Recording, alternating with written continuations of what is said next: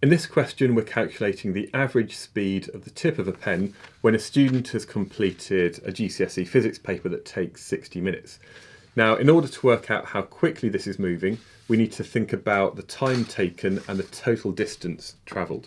So the equation is that the average speed is going to be equal to the total distance divided by the total time.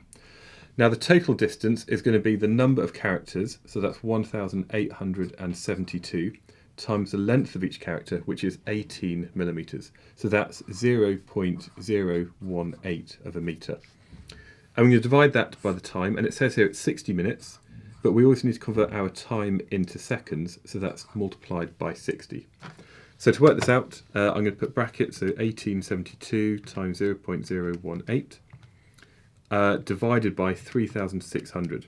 Now, 60 times 60 comes up all the time, and therefore the usual conversion from minutes into seconds is just this. So that gives us a total speed, or an average speed of 0.00936, and that's meters per second. Then you've got to kind of think, is that about correct?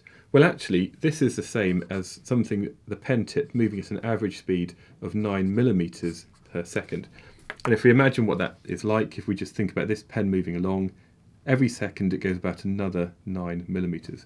Now that's because sometimes people are going to be writing quickly, other times they put the pen down as they're reading and using their calculator. So the final answer for this is 0.00936, or we could give it to two significant figures as 0.0094 meters per second.